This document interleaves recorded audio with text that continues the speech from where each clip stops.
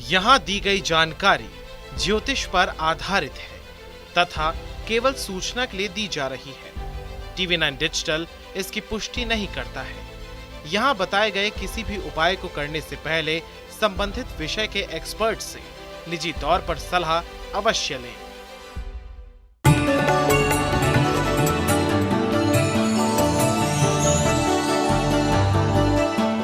नमस्कार, astro science में आपका बहुत बहुत स्वागत है। मैं हूं आपके साथ कीर्ति अरोड़ा और मेरे साथ हैं एस्ट्रो साइंटिस्ट गुरुदेव जी वशिष्ठ जी। सर, आपका बहुत बहुत स्वागत है। माता रानी खुशियां दे, सदा सुखी रखे। माता पिता के बाद अगर सबसे बड़ा रिश्ता माना जाता है तो वो है पति पत्नी का। एक दूसरे के साथ दो लोग विश्वास और प्यार से जुड़ते हैं और जीवन भर साथ रहने और साथ देने की कसम खाते हैं। लेकिन क्या हो कि इस जीवन भर के रिश्तों में प्यार खत्म हो जाए और लड़ाई झगड़ा ही दरमियान रह जाए। ऐसे में पति पत्नी में रोज लड़ाई होने लगी है और आप परेशान हो गए हैं, तो कहीं मत जाइए, क्योंकि आपके रिश्ते को मजबूत बनाने का अचूक उपाय लेकर आए हैं हमारे एस्ट्रो साइंटिस्ट जी वशिष्ठ जी। इसके साथ साथ आपकी राशि के पूरे दिन का हाल भी हम गुरुदेव से जानेंगे। गुरुदेव, सबसे पहले हम जानना चाहेंगे कि पारिवारिक कलेश की वजह से पति पत्नी में अनबन हो गई है, दोनों अलग रहने लग गए हैं, तो इसके पीछे क्या कारण है और इसका क्या उपाय किया जा सकता है? इसके पीछे एक ही कारण होता है, राहु। और जन्म कुंडली के अंदर राहु तीसरे घर के अंदर उच्च के माने जाते हैं, लाल किताब के अनुसार। जब राहु के दुश्मन ग्रह, अब वो सूर्य भी है, मंगल भी है, बृहस्पति भी है, चंद्रमा भी है, ये सारे हैं।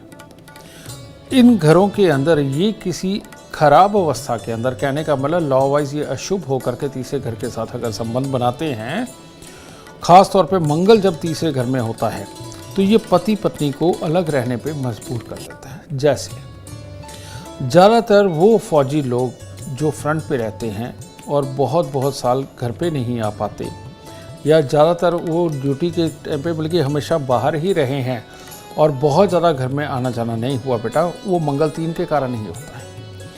और ऐसी अवस्था में अब मान लो कोई फौज में नहीं गया, वो किसी और काम धंधे में लग गया और उनके भी मंगल तीसरे घर के अंदर है ही और अशुभ अवस्था में है, तो ये चाहे लड़का हो या लड़की हो, किसी न किसी की कुंडली के अंदर ये मंगल अशुभ होता ही होता है, ठीक है।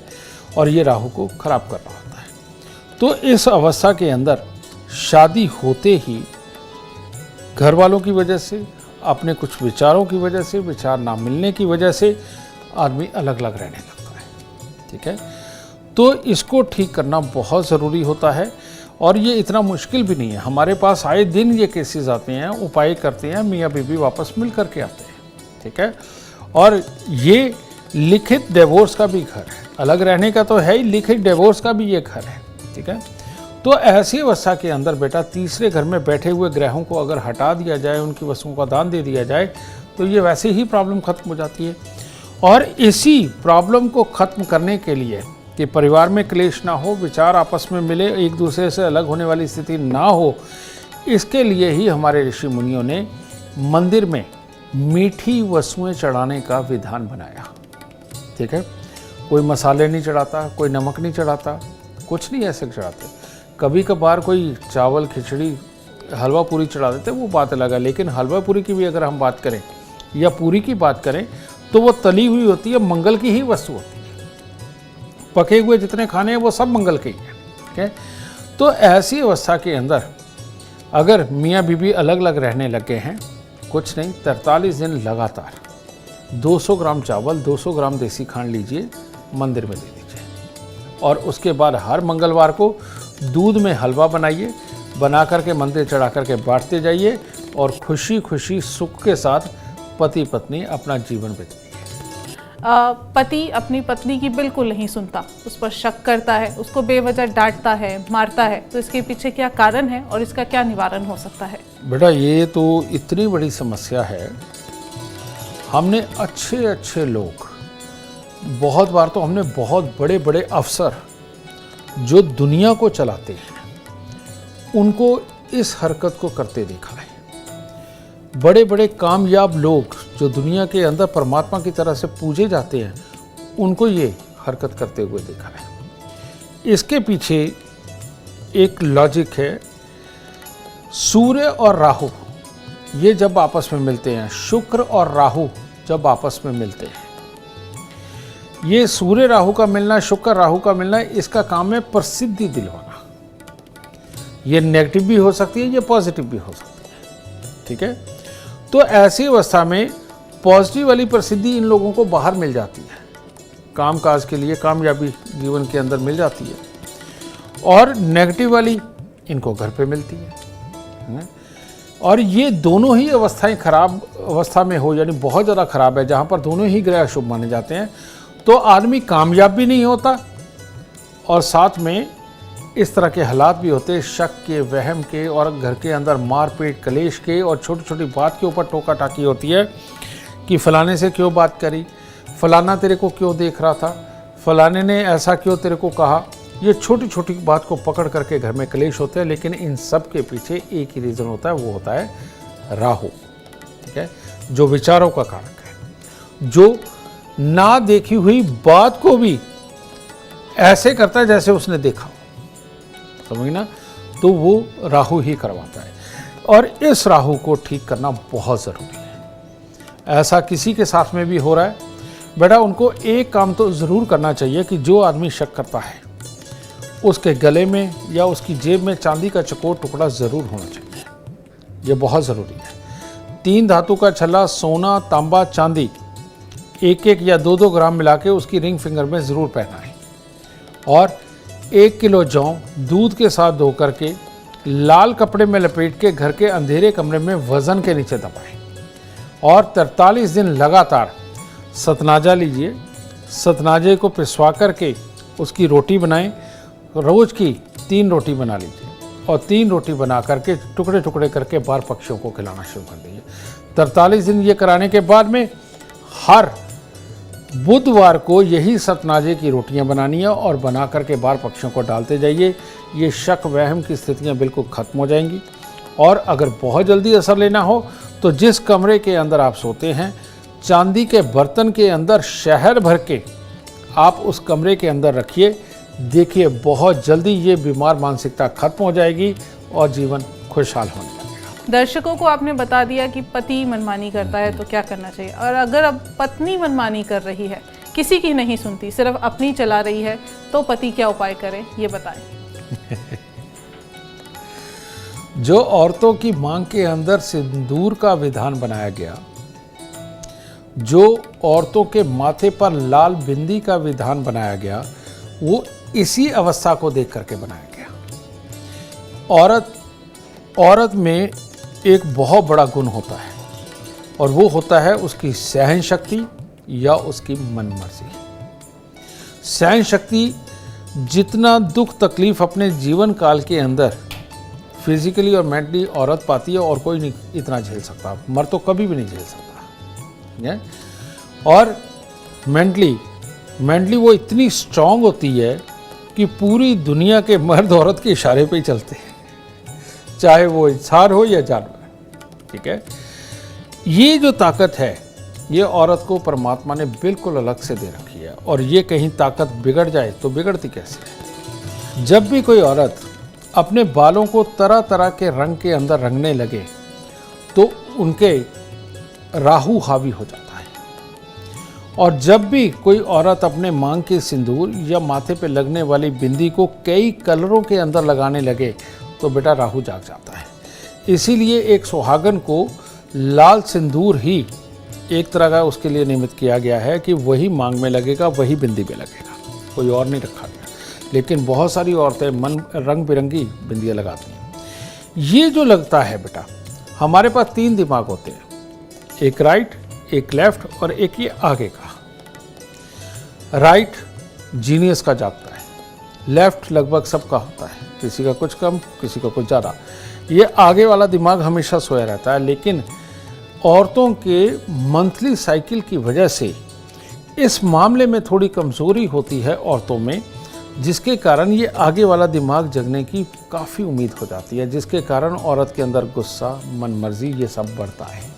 ठीक है, तो हमारे ऋषि मुनियों ने ये देखा कि अगर इस जगह पर ही हम वो सिंदूर जिसके अंदर की कोई कीड़ा नहीं पड़ सकता है, जो शुद्ध माना जाता है, जो शुद्धता का वातावरण रखता है, अगर इस हिस्से को हम मंगल से दबा के रखेंगे तो कभी जिंदगी के अंदर ये राहु हावी नहीं हो सकता।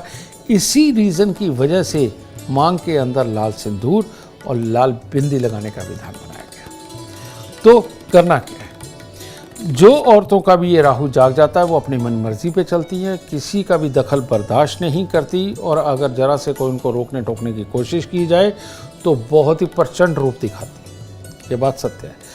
इन लोगों को ठीक करने के लिए 43 दिन लगातार 500 ग्राम जौ दूध के साथ धो करके जल प्रवाह कर दीजिए। ठीक है, काले और नीले रंग के कपड़ों को वर्जित कर दीजिए, और बस अगर कुंवारी है तो सिंदूर की बिंदी, और अगर ब्याता है तो सिंदूर की बिंदी और सिंदूर मांग के अंदर भरना शुरू करें। ये प्रॉब्लम बिल्कुल ख़त्म हो जाएगी। और जल्दी ख़त्म करना है तो हर रोज़ उनको दूध के अंदर आधा चम्मच शहद घोल के उनको पिलाना शुरू करिए। बहुत जल्दी ये राहु चला जाएगा और ज़िंदगी में सुख आएगा। गुरुदेव, मेरा आपसे सवाल है, आजकल प्रेम विवाह का चलन हो गया है जिसके चलते कुंडली मिलाई नहीं जाती, तो इसके पीछे क्या कारण है जिस वजह से आज तलाक के केसेस बहुत ज़्यादा बढ़ रहे हैं? तो कुंडली मिलाते समय कौन से गुणों को देखा जाता था कि तलाक ना हो और शादीशुदा जिंदगी अच्छी चले? कुंडली मिलान का तलाक से, अफेयर से कोई लेना देना नहीं है। कुंडली के अंदर जो गुण मिलाए जाते थे वो गुण होते थे आदमी और औरत की फिजिकली और मेंटली ताकत को जांचने के लिए, उसके खास गुणों को जांचने के लिए। गुण कोई भी हो, एक्स्ट्रामैरिटल अफेयर, तलाक, कुछ भी कभी भी संभव है। ठीक है, इसके पीछे रीज़न क्या है? इसके पीछे रीज़न होता है अपनी पसंद। ठीक है, जिस भी जातक की जन्म कुंडली के अंदर 5वां घर बहुत एक्टिव होगा, समझे, वो इंसान के तलाक के चांसेस हो ना हो, लेकिन उसकी अट्रैक्शन दूसरी जगह जरूर बनती है। अब ये अट्रैक्शन का ही घर है 5वां। तो ऐसी अवस्था में जितने भी लोग लव मैरिज करते हैं उनमें से एक या दोनों की कुंडली के अंदर 5वें घर के अंदर कोई ना कोई ग्रह उन्हें अटैक करने के लिए बैठाया होता है, यानी बैठा होता है, तभी वो जुड़ते हैं आपस में। यही रीज़न है कि कईयों का यही ग्रह बहुत देर के बाद आएगा, तो तब तो चल जाएगा, लेकिन ये हर तीसरे, चौथे, 5वें साल अगर आने लगे, जो एक कुंडली के लॉ के हिसाब से होता है, ज्योतिष के लॉ के हिसाब से होता है, तो शादी, लव मैरिज करने वालों की दोबारा शादी होती है, दोबारा के बाद तीसरी जगह भी कहीं ना कहीं जुड़ती है। ये बार बार होता है जीवन में, और ऐसा हमने एक बार नहीं, हजारों कुंडलियों के ऊपर प्रैक्टिकली देखा है।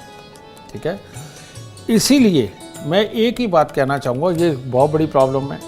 अब ऐसे में हम देखते हैं कि वो आते हैं, म्यूचुअली डिवोर्स लेते हैं, अलग हो जाते हैं, समझे, म्यूचुअली आपस में बात करके अलग हो जाते हैं, और कई एक दूसरे की जान को इतना पंखा डाल देते हैं, अगर तीसरा घर भी एक्टिव हो, कि ना अलग होते, ना छूटते, ना छुड़ाते, तो वो ज़िंदगी को ख़राब करते चले जाते हैं। ऐसी अवस्था में सबसे उत्तम है गुण मिलाने की जरूरत नहीं। जब आपने कुछ और देखा ही नहीं तो और क्या देखना है?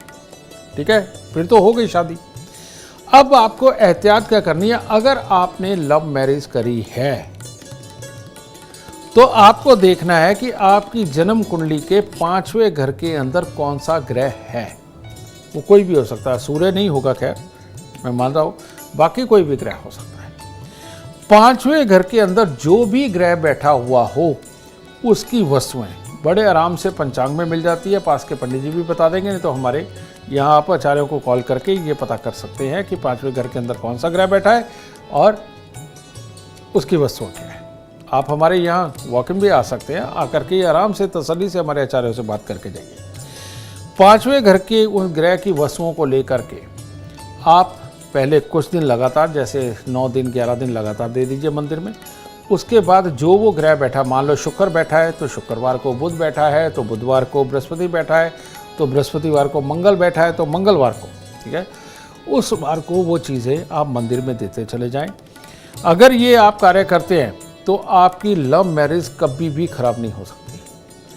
पर अगर ये नहीं किया तो बेटा लव भी कर लिया, मैरिज भी हो गई, दोबारा भी लव हो सकता है, तो वो कारण इस चीज़ का बन सकता है। गुरुदेव, अभी आपने बताया कि एक्स्ट्रा मैरिटल अफेयर पति पत्नी दोनों में से किसी का भी हो गया हो तो क्या एहतियात बरती जा सकती है, क्या उपाय किए जा सकते हैं?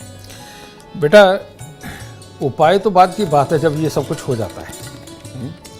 एहतियात के नाम पर, ये सत्य बात है, एहतियात के नाम पर ही ये संस्कार बनाए गए थे। जो हम परमात्मा की कहानियाँ गाते हैं, खास तौर पे रामायण जो हम पढ़ते रहे हैं, और परमात्मा के करने को जो हम जानते हैं, हम परमात्मा की कृपा के बारे में जो बात करते हैं, परमात्मा हमें देखता है पाप करते हुए, ये जब हम बात करते हैं, पाप नहीं करना चाहिए जब ये बातें सुनते हैं, ये इन्हीं एहतियातों के लिए ये सब चीज़ें बनाई गई हैं। समझे?